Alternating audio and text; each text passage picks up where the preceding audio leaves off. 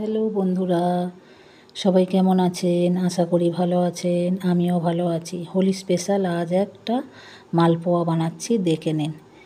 রাবড়ি তিল মালপোয়া। এখানে আমি রাবড়ি বানানোর জন্য 500 দুধ জাল দিয়ে নিয়েছি, ভালো করে ফুটিয়ে গাঢ় করে নিয়েছি। তারপরে সামান্য একটু চিনি দিয়ে আবারও ফুটিয়ে নিয়েছি। দেখো, একদম রাবড়ির আকার নিয়ে নিয়েছে। রাবড়ি তো একটু হালকা মিষ্টি হয়, অল্প একটু চিনি দিয়েছি। তো এখানে আমার রাবড়িটা প্রায় হয়েই এসেছে। দেখো কি সুন্দর গাঢ় গাঢ়।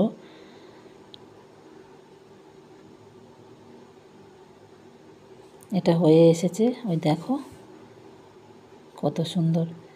এটা আমি ঠান্ডা করে বাটিতে ঢেলে নেব। একবার হলেও এইভাবে ট্রাই করবেন বন্ধুরা, অসাধারণ লাগে। বাড়িতে লোকজন এলে এইভাবে সাজিয়ে দিলে হোলিতে খুশি হয়ে যাবে। এখানে আমার রাবড়ি রেডি। এবারে আমি একটা বাটির মধ্যে ঢেলে নেব, ঢেলে ঠান্ডা করে নেব।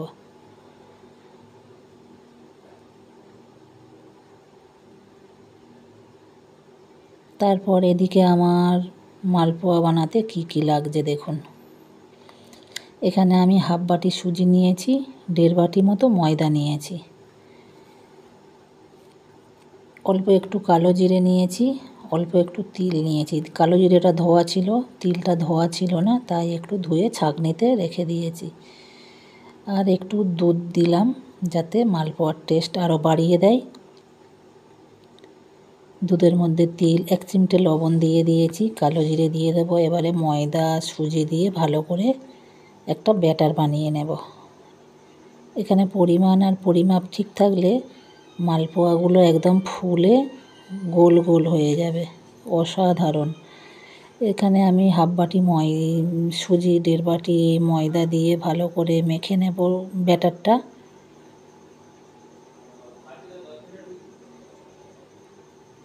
জল দিয়েও গোলা যায়, আমি দুধ ছিল তাই একটু দুধ দিয়েই ব্যাটার বানালাম।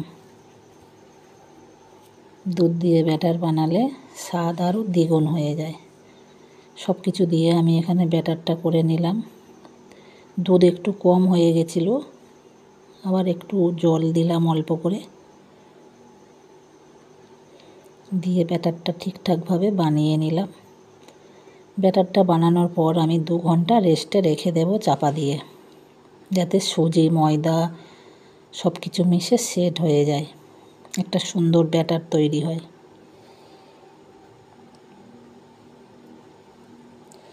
2 ঘন্টা পর আমি ফিরে এলাম। দেখো একদম সেট হয়ে গেছে, সুজি ময়দা চিনি সব মিশে সেট হয়ে গেছে। এখানে চিনিও দিয়েছি অল্প করে, যেহেতু মালপোয়া তো চিনির রসে ডুবিয়ে দেব।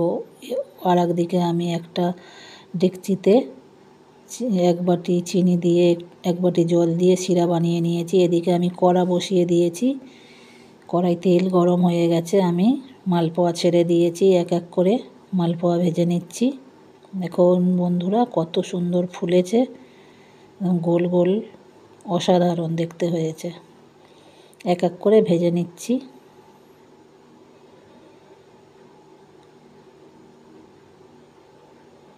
এইভাবে তিল কালো জিরে দিয়ে মালপোয়া তো দারুণ লাগে।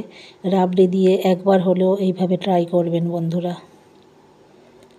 হোলি স্পেশাল। বন্ধু বান্ধব আত্মীয় স্বজন খুশি হয়ে যাবে এই রকম মালপো খেয়ে, সুনাম করবে। গোল গোল ফোলা ফোলা হয়েছে দেখুন, অসাধারণ। চিনির শিরার মধ্যে 2টো এলাচ ফাটিয়ে দিয়েছিলাম। এক এক করে ভেজে আমি সব ওই চিনির শিরাতে দিয়ে দেব। জাস্ট দেব, একটুখানি রেখে আবার তুলে নেব।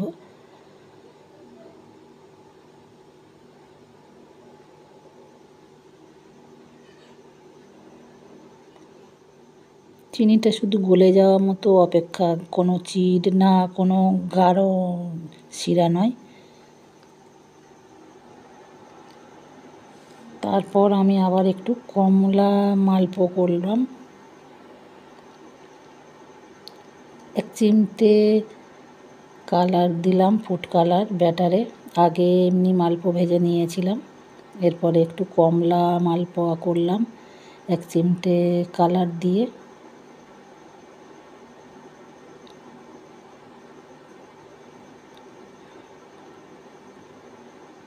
অসাধারণ দেখতে হয়েছিল।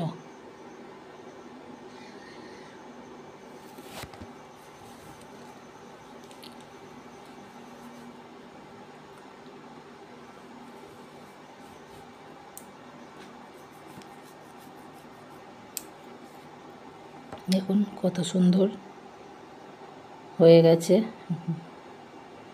পুরো রসে টইটুম্বুর হয়ে গেছে, দারুণ হয়েছিল খেতে।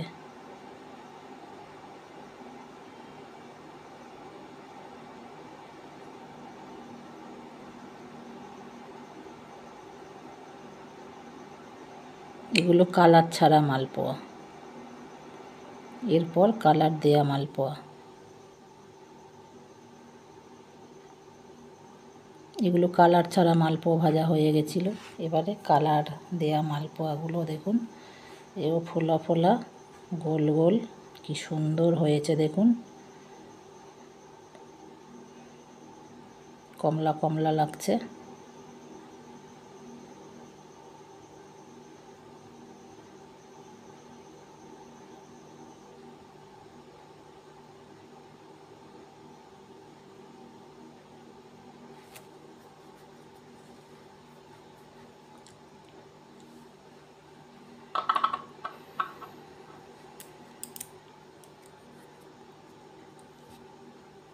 এদিকে সব মালপোয়া রেডি।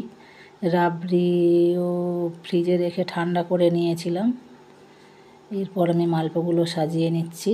দেখুন কত সুন্দর হয়ে গেছে মালপোগুলো, চিনির রস থেকে তুলে নিয়েছি।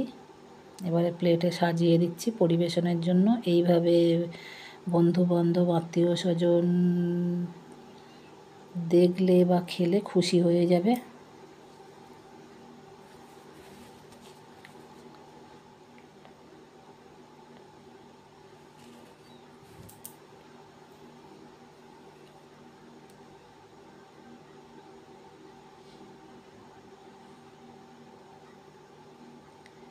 এদিকে আমার রেডি মালপোয়া, দেখো প্লেটে সাজিয়ে নিচ্ছি। দেখুন বন্ধুরা কত সুন্দর দেখতে লাগছে রাবড়ি মালপোয়া, তিল রাবড়ি মালপোয়া। এইভাবে বন্ধুরা আত্মীয় স্বজন পেলে কে না খুশি হবে বলুন, চেয়ে খাবে।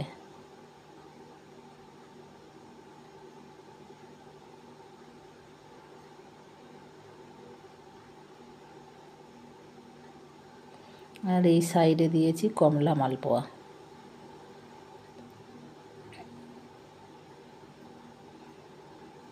প্লিজ ভিডিওটা কেউ স্কিপ করবেন না, সবাই দেখবেন। নতুন বন্ধু হলে চ্যানেলটা সাবস্ক্রাইব করে পাশে থাকবেন।